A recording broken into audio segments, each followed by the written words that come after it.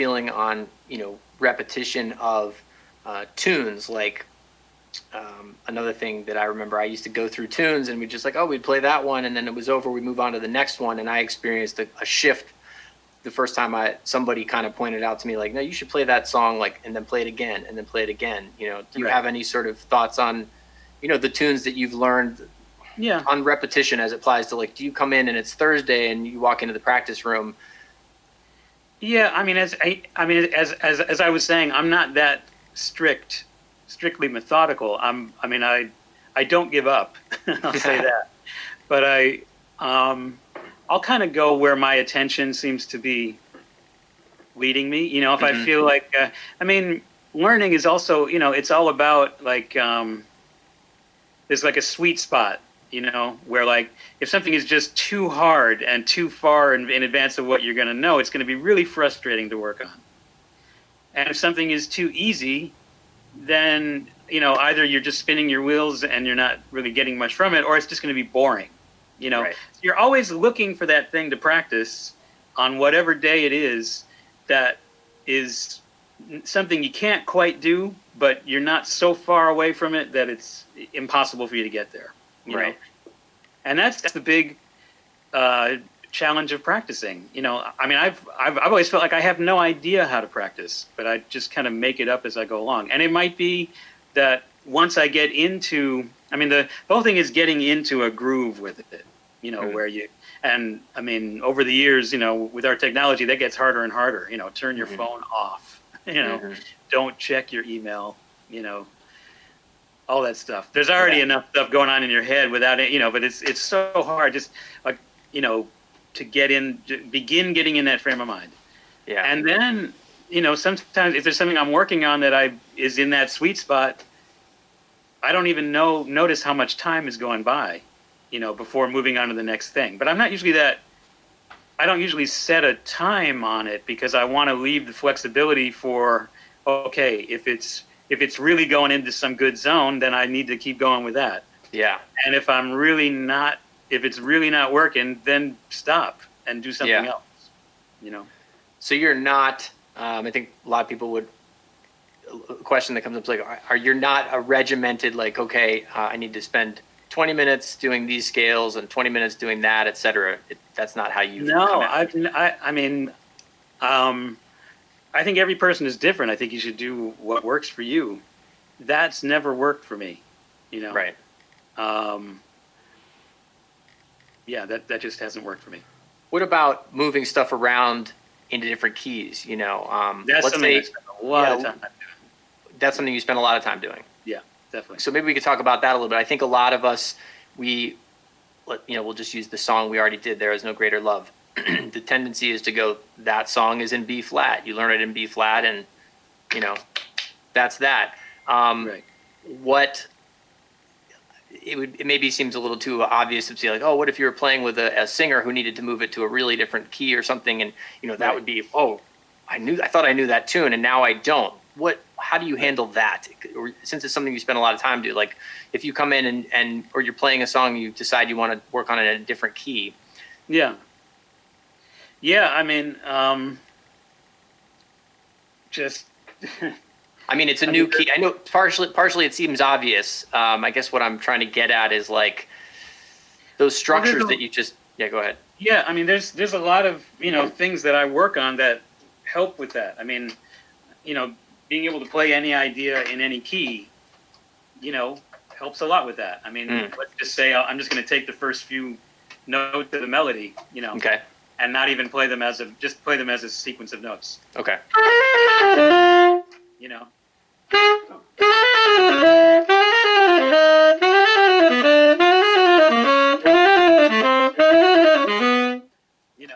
If you can move these things around in your head, if you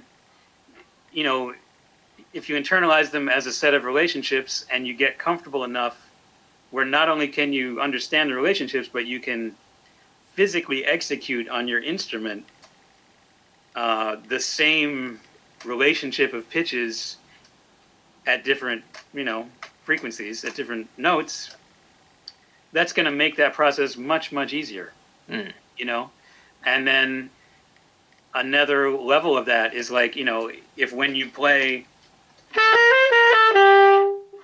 you're not just thinking, but you're thinking,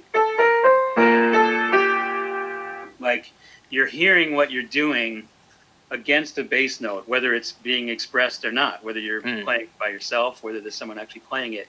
If you're hearing that as the function of it, then, when you do that operation to play it in a different key, play it in a different set of notes, you're also going to be able to have an easier time transposing that function, which is what's going to allow you to go, oh, right, okay, if it's in that key, then it starts on the first chord is this, and then it goes to this, and then, having done these kinds of things beforehand, working on these ideas of, how to move things around is going to help quite a bit to prepare you for that situation that otherwise might be really, really a heavy brain lift. Right. And just what you pointed out with playing just those first few notes is interesting, because I think also sometimes people think things need to start. You're working on a song, I have to start at the beginning and go to the end.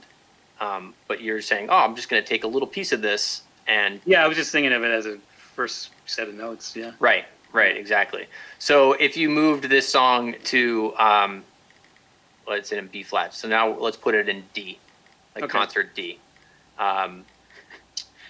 Sorry, or like throwing you under the bus here. I was just thinking of a story that I heard. I don't know where Adam Rogers. I think he's the one who told me it. I love this story, but I have no idea where he heard it from. He said he heard something about Bud Powell was like just sitting somewhere, and he's just sitting there laughing to himself. And somebody says, "Hey, Bud, what's so funny?" He's like, "Man, I'm just thinking about Stella in D." Like that's what he was doing. So right. So, there's no greater love in D. Yeah. Why not? I mean, that's Well, yeah. So I mean, the way I think of this tune and the way that it starts, just to get started, I think of it as going right below the tonic and then right above it. Like I'm thinking of those functions, so that let me not drop my saxophone on the floor.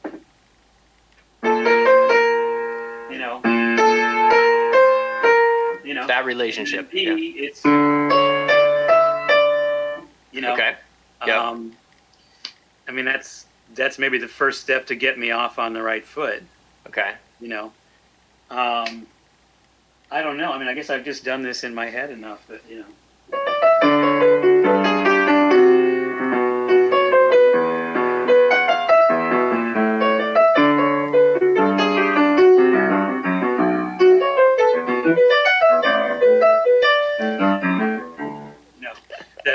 just kind of do those operations to everything and just shift the whole thing. Yeah. It's interesting. I guess, yeah, go ahead. Trying to break it up into constituent parts to help people learn what that is. I mean, it's all little things that I've thought about that, over enough years and enough energy put in, then I can do that. I think something I hear often is like, what are you thinking or not thinking? The idea of thinking. And what I'm hearing from you is that there's over time there's been a certain amount of, like what you were talking about in the classroom back in high school, of thinking, of like actually really mapping something out, or you're sitting at the piano, but then not thinking. Like you've done it so many times. When you're actually playing, yeah. Right. Yeah. I mean, like if I had to go play, if you asked me to play the song, I would be trying to find the melody in that key, just like you did, but then I would probably be a mess of like trying to figure out what the heck the, harmony is, and do it terribly. So I just need to spend more time working on it in D. Yeah. Well, yeah. I mean, if I used to do that a lot. I would take a tune like that, and I would play a chorus or two in every key, and I would be trying to keep the time and the form, and I would record it often. Okay. and listen to it back and go, okay, which keys am I dealing with, and what traps am I falling into that maybe I didn't realize when I was That's a doing great. it, Yeah. and try and learn from it that way, which can be very, very humbling, you Yeah. know. And it's also a way of, I mean, you set yourself up that exercise. I mean, that means that if you do 2 choruses on each thing, you've played 24 choruses. Yeah. Like you've had the horn in your mouth really dealing with this thing for half an hour or something, Yeah. maybe not half an hour, but a long time. And you do Yeah. that with different tunes. I mean, you know that's a lot of going through the issues, and just Or giving your those brain a lot of sequences. practice and doing that, like every day over time. I mean, you don't necessarily notice from one day to the next Yeah. that you've seen any progress. You feel like you're not getting anywhere, but then you look back and you go, oh man, I didn't used to be able to do this, and now I can do it. Yeah. Yeah. That's a great point. 2 choruses per key or whatever. That's a good amount of time. Yeah. And the recording yourself and listening back to that, it's very, very humbling. Yeah. Yeah. Yeah, and it depends on how you use it. Like you have to use that in a good way, You have to try and not fall into the, I suck and I'm always gonna suck trap, which we all have. Just try and hear it like it's somebody that's not you.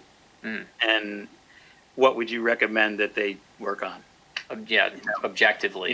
Right. Easier said than done sometimes, but if you look at it that way, it can be super, super helpful. Right. Right. What about when you're? Sorry, I'm just get a message here from the chat. What about when you're like all these things that you're describing doing with standards? Is it the same process when you walk in to work with artist A, B, or C and presented with their music? Is some of this sort of coming to the table structurally and helps you in that way? Or are they very different? Yeah, well, sure. I mean, there's only so many different root movements. There's only so many different qualities of chords. I mean, of course, like whatever music you're working on, you're going to be faced with, a lot of the same things that standards prepare you for. The nice thing about standards is, I mean, it's all functional harmony usually. Right. Right. And that's a really powerful thing, functional harmony. And even when you're playing music that's not so functional in that way, having that sense of structure, harmonic structure in your head can kind of lead you in ways to, maybe put some of that in there, Right. I mean, the music of Wayne Shorter, that's a really great kind of bridge in a certain way. Like his tunes, they don't always follow right in the obvious path of functional harmony. Right. But one reason that his tunes are so durable in a way that some other people's maybe are not, that are trying to write in that style, is that there's a real connection always to functional harmony in everything that he does. And the choices that he makes where it's not following functional harmony are very, very clearly like a substitute for something, even if it's very oblique. You know what I mean? It's all about, okay, setting up a point of rest and then a point of going away from it, point of conflict, something, and then something that eventually resolves it either back to the original thing or to something else, or these areas of tension.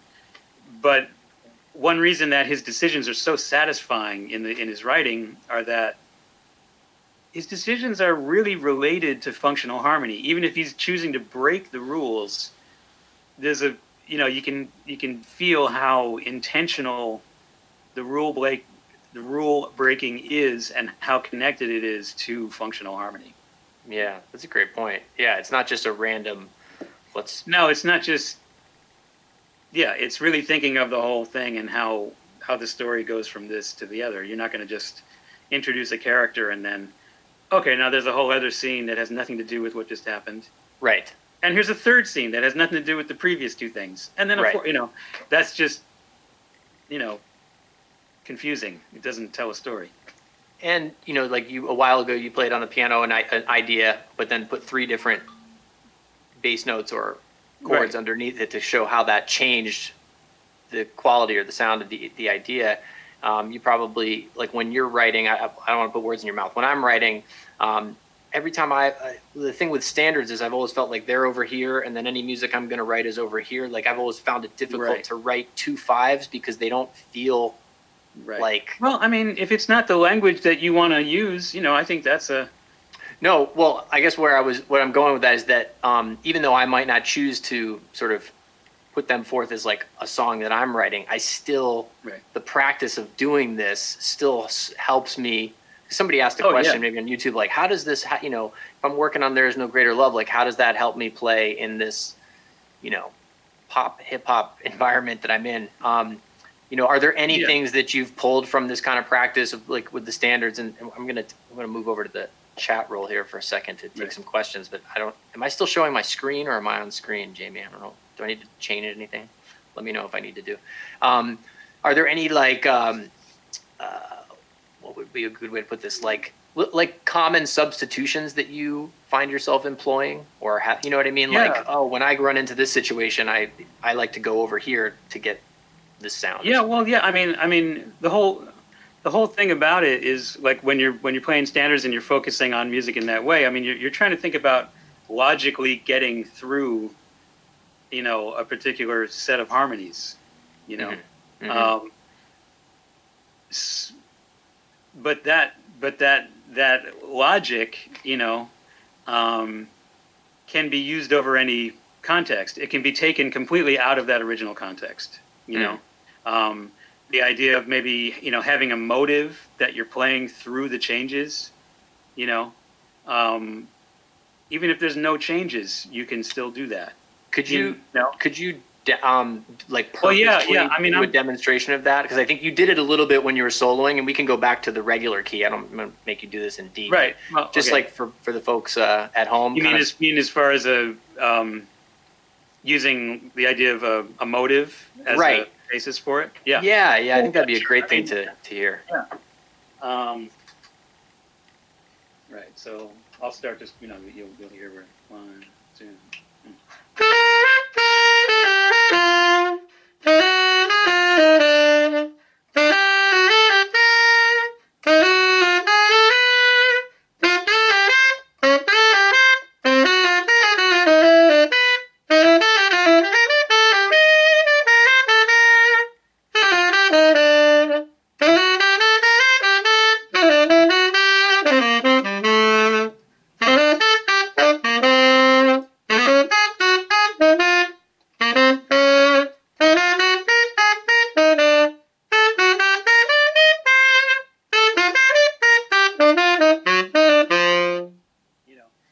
That wasn't being really strict because I was kind of going from one idea to another. But Yeah. as an exercise, you could really, I mean, it might not be the most interesting music, but it just in terms of being able an to exercise. use one motive, you can,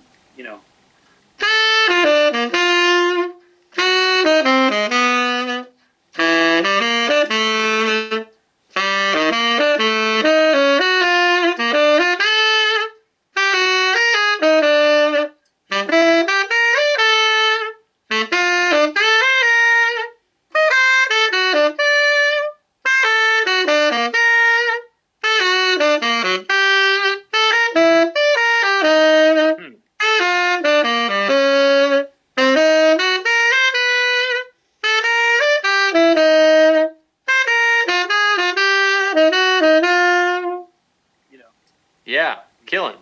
I mean, you and can totally hear the song while you're doing that.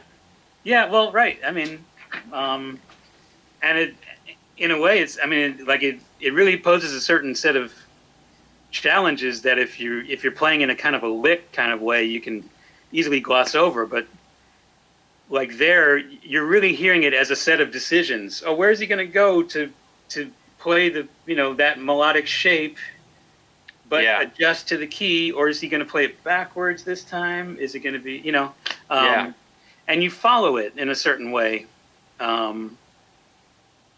because it's about using ideas, You Yeah, know? I love that. That's a And now, this is a whole other thing, but I mean, if it's just a hip hop groove, um, you could do the same. You could play the exact same thing over one bass note.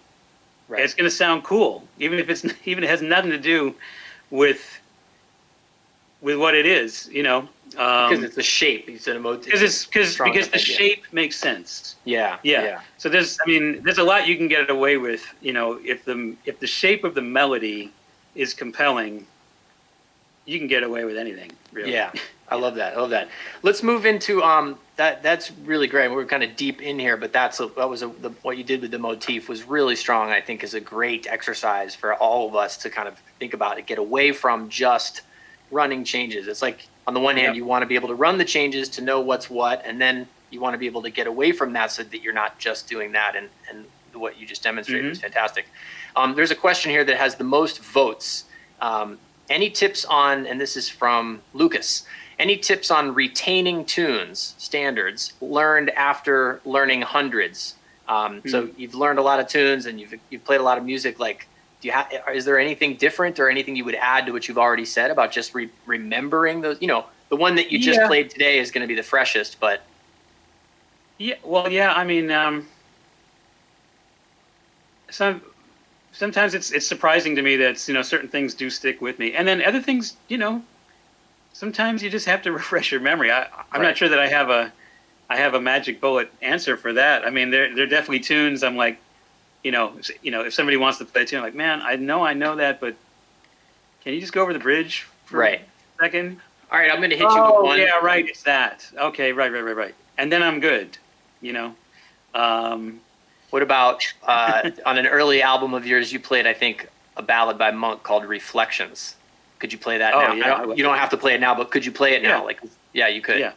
Wow, have you played it a lot over the years, or there was just at one point you played it so much that it's burned in there? I just know it. Gotcha. Yeah, that's when I just know. Okay. And also, like, I dig it so much, and there's some weird stuff in there that I always, really, really love that makes it unusual, Just to finish off Lucas's question, he said, "Is there anything you would recommend for learning a completely new standard?" But I think everything we've been saying applies. Well, yeah, listen to singers sing it. Know it as a song. If you can, know it as a song. Think of it as a song. Let the song marinate in your head. Yeah. Yeah. I think that's maybe a more fruitful approach than any kind of intellectual thing to do with it. Is just get it in your head as a listener. And maybe along with your instrument too, but listen to it. Yeah. And like people that aren't musicians can sing along to tunes on the radio that they know because they know the tunes. Like if you treat it like that, like you're not a musician, I like that. That's a good foundation. As musicians, yes, our job is to get into the weeds of what the actual thing is. But on that first level, just kind of, that's how that tune goes. Yeah. Yeah, it's great. That's my daughter certainly knows a lot of songs that she hasn't spent any time studying. She just loves them and she listens to them all the time. So yeah, well, and the younger your brain is, seriously, I think the more that stuff just really sticks. Yeah. Here's one from Todd. How much or how often are you following chord changes versus playing over the form with alternate harmonic ideas? Can you talk about chromaticism and how you use it? That's an interesting point. I would say that if it's something that I know, there are times that maybe I'm just lost and I'm just fumbling and trying to make some music out of whatever it is when I don't know what's going on. Usually I'm thinking of what the actual form is. I have that somewhere in the back of my head, so I'm going away from it. Going away from the form or from the harmony? From the harmony. Yeah. From the harmony. Hopefully never going away from the form. Right. Even if I'm, choosing to really obliquely play over the form and like not start phrases at the beginning of a section, even if I'm really dividing it up in different places, I think, you can just hear when someone knows what they're doing, and it knows what they're doing against the thing of what the form is, Right. and when they just don't Are lost. I mean, like Picasso messing up someone's face, you can see he knew how to paint a face, Right. that Right.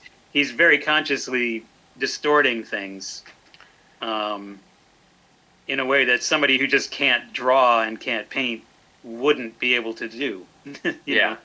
So it's maybe less that it's not that you're playing and thinking, now I'm going to abandon the form and go chromatic. It's you're following the idea and letting. I'm following. Yeah, I mean, it might be that I get to a point where I'm like, okay, well, at this point in the story, it gets weird. It gets real far from, any kind of nice, tidy little, major chord. Right. Right. But having that the thread of the thing gets lost, unless, I mean, sometimes when we're playing, I mean, maybe we'll just go completely free for a while and get back into it. I mean, it just depends on the context, but in general, playing outside, I mean, maybe this has something to do with that idea of like playing outside the changes. I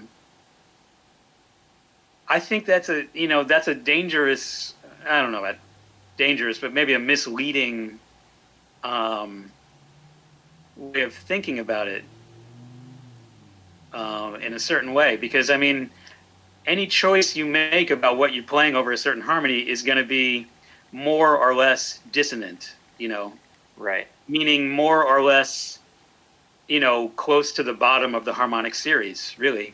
That's a great way to put it. A fifth is really consonant. Yeah. Thirds are a little more dissonant, but they're, in a certain way, because they're higher. You hear them as there's more tension in a certain way than just a fifth.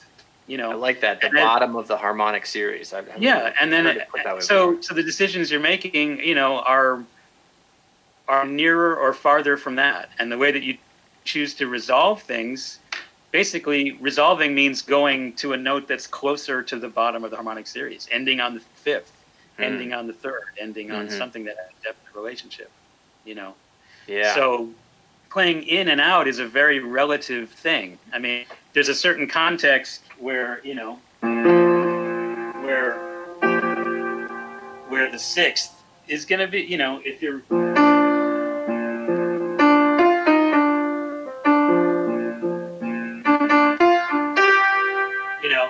like you've introduced the sixth, which is it's not a dissonant note. Right. But in that context, it's a little further than the previous notes you've played. So you've set up some tension that way. Yeah. It's a great example. And it's always like that, and it can just go much, much further.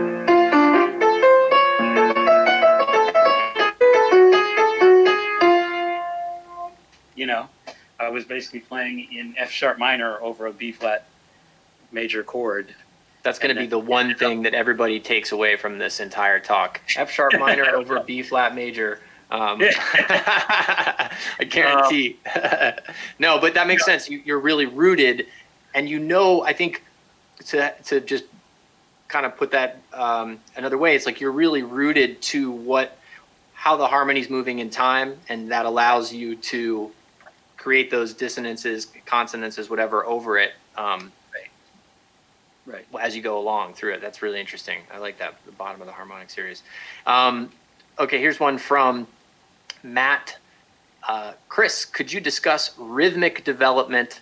I'd like to play more rhythmically interesting ideas without them sounding forced or pre-planned. I know you play drums. Are there any other methods you would recommend to improve my rhythmic concepts and vocabulary?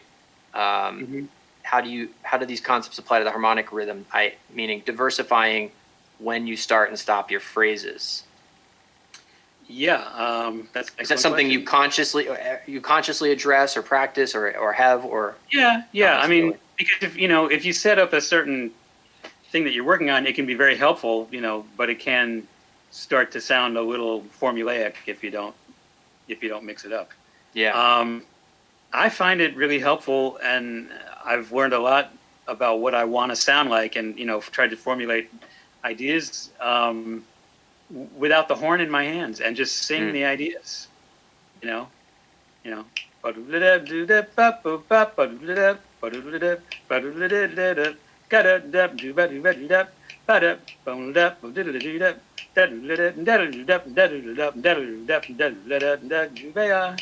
You know, I'm not really trying to sing particular pitches. Maybe there's higher and lower, you know, a direct phrase.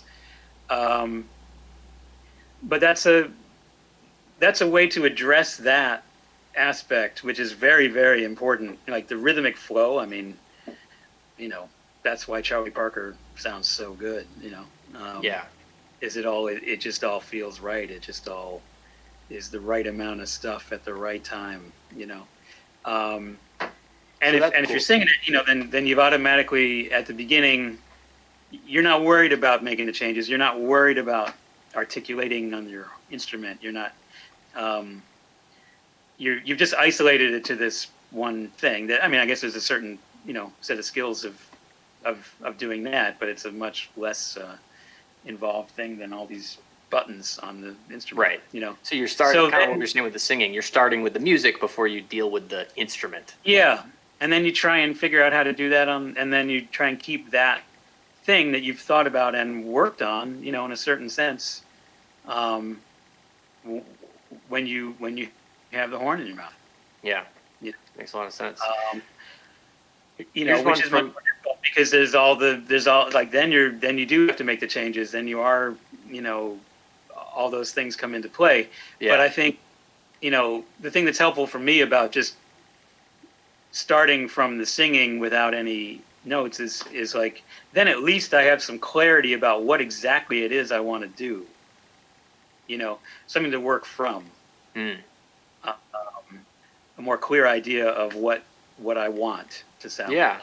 Versus, you know, again, just the mechanics of, okay, well, I'm just playing up and down this chord, etc. Right. Yeah. It's like, but those two always go hand in hand, right? It's like the one feeds the other. The one process. Well, yeah. You know, you end up finding, you know, to be able to articulate and actually play those kinds of ideas that I was just singing and make the changes while you're doing it, it takes you down a lot of different rabbit holes in terms of articulation and rhythm, you know, rhythmic timing and harmony and melodic shape and phrasing. You know, it's all that stuff, you know, all these different aspects that need to work together. I mean, this is what I get from Charlie Parker and why, you know, of all the great musicians that I couldn't live without. I mean, he's really, really high on the list because maybe at the top, because everything is so integrated in a complete way that never sounds formulaic and, you know, always very, very clearly defines everything. But, you know, the rhythm and the harmony and the phrasing and the melodic content are just completely tied together in a web that you can't change any one of the, you couldn't possibly change any one of the parameters and make it any better. You know, you'd just be kind of tearing it apart. Yeah. You know? Totally. Yeah. It's sometimes it's a little bit depressing to go back and listen to just how amazing he was. I mean, it's amazing. Inspiring. It's amazing and inspiring, but yeah. You know, yeah. But I definitely know what you mean. I mean, if you can go, wow, that can be done. Yeah, like, exactly. And express that and come up with that. Boy, there's all this horrible stuff in the world, but man, you know, that's a high point right there. Yeah. You know, that's something to reach for. Here's one from Clay. We'll do a couple more of these. Chris, can you talk about how to develop good time feel? Your time feel is, I like this, so bionically good. I'm curious how you built that. Not only with eighth note lines and whatnot, but with rhythmically adventurous playing. So, yeah. Well, I mean, again, the singing thing I just did, you know, that can kind of help with that too. Like I'm like trying to lock in on 2 and 4 with that. ba-da,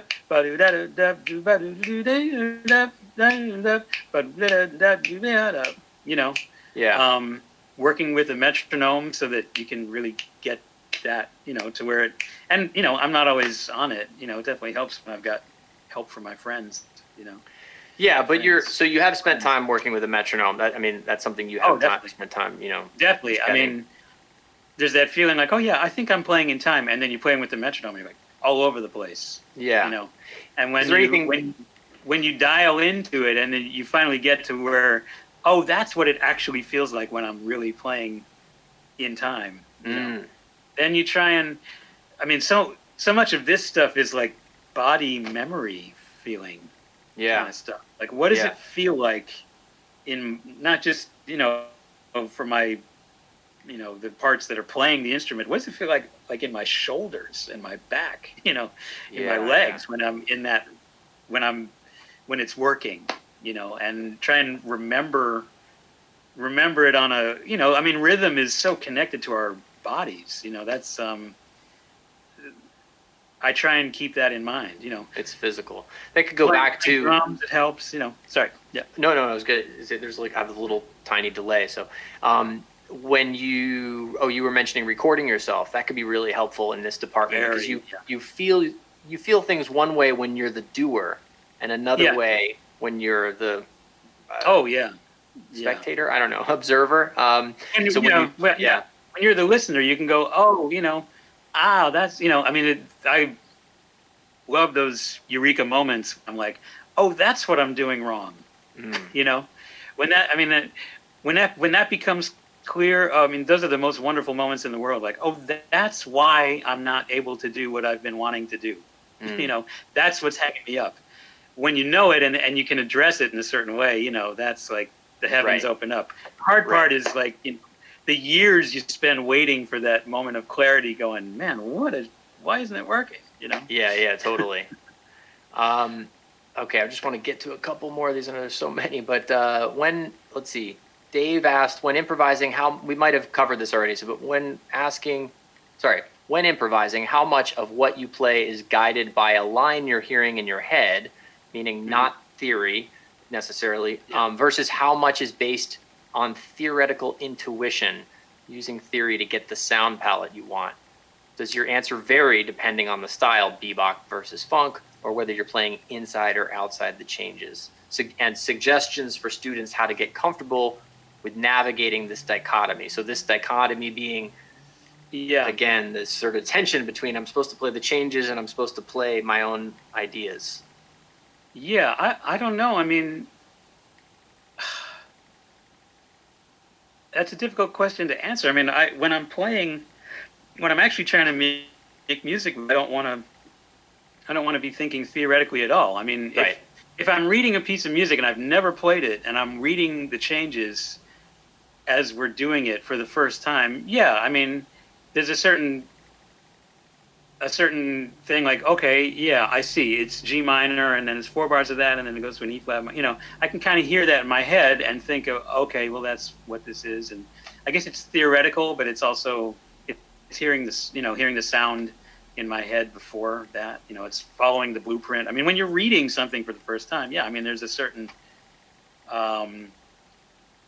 baking the cake by looking at the recipe thing that's unavoidable, But even when I'm doing that, I want to stay ahead of it. Like, okay, so it's this form, and it's going to this area that I know. Look, it's the more it can just be sound and no theory.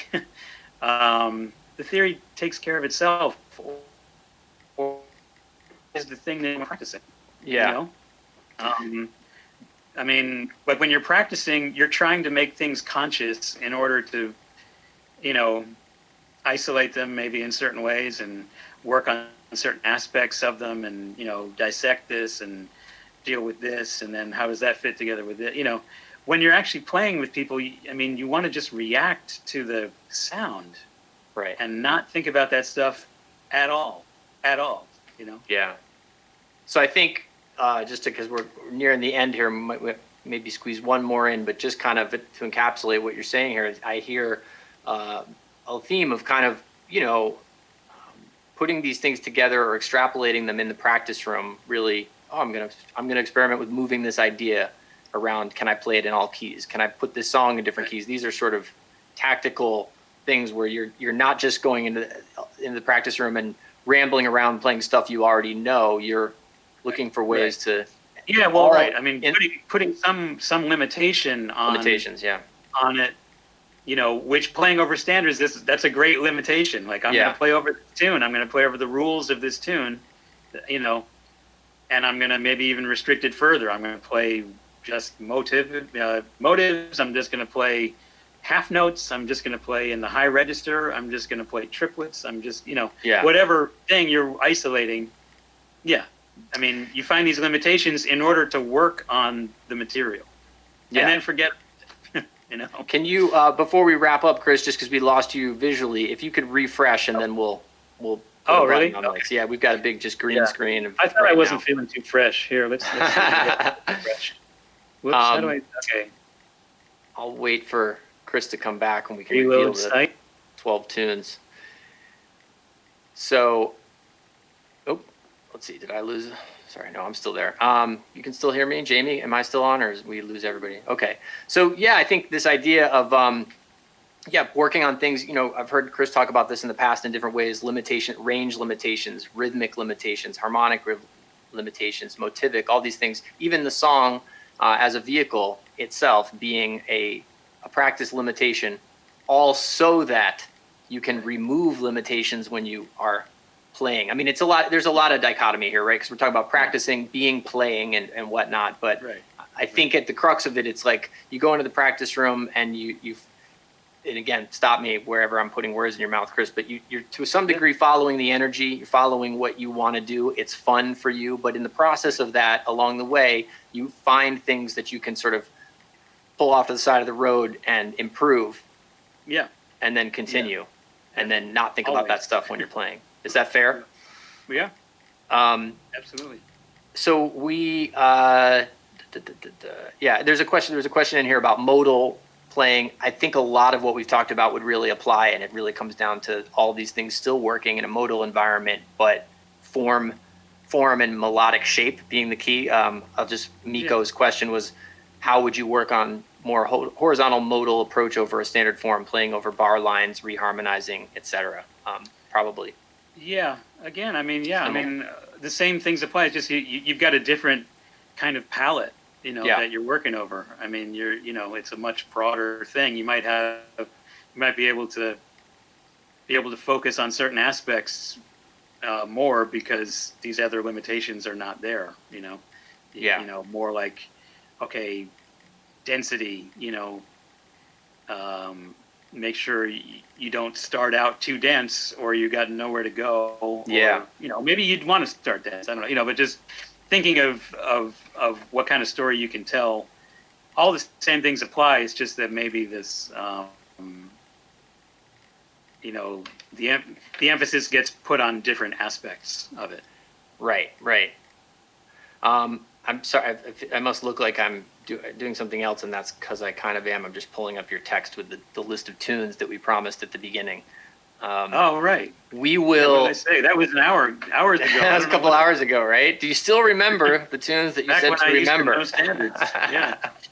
And for everybody still with us, there'll be an email that you'll get, a follow-up email, and we'll make sure that these tunes are in that email.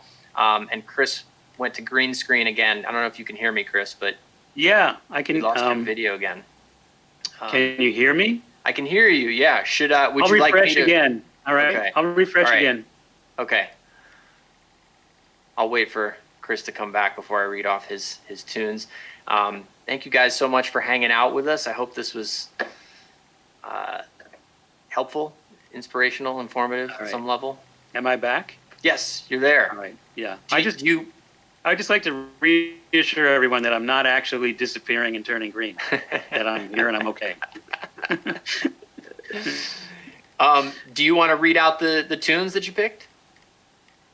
Well, do I? Or you want me to do it? You know what? I don't. Oh, I sent it to you. You sent it in a text, but yeah. Okay. This will be a kind of poem. Yeah. We'll finish with a poem called Standards by Chris Potter. We're going to finish with a poem. Yeah, okay, so yeah, these are the tunes, but this is pure poetry. It could happen to you in a sentimental mood. All the things you are, there will never be another you. Friends, body and soul. I'll remember, April, how high the moon. Footprints, so what? St. Thomas, giant steps. That's great, man. That's awesome. I love that. We need to we'll have to try to include that in, well, I don't know. You'll just have to remember that when you read that email. Right. That's amazing. That's incredible. Yeah. Yeah. I'm sure that's actually some kind of poem form. Well, Chris, we lost you again. That's your internet's way of telling us time is up, I think. All right. Well, sorry. Shit. Okay. I don't know what that could be. It could just be. But anyway, just once again, thank you so much to Chris for your time and for doing this. It's been really cool. And thank you for everybody who joined us today. There will be a replay with a link, and we'll put Chris's tune list in that. And yeah, the best to everybody right now. Stay safe. I hope you're all managing well and not going stir crazy. Chris, anything else you'd like to say before we? No, just hang in there. And music is a powerful thing to help us get through all kinds of difficulties in life. And now is a good time to focus on that. So absolutely, all the best, everyone, and yeah, stay safe. All right, Jamie. I don't know what do I do.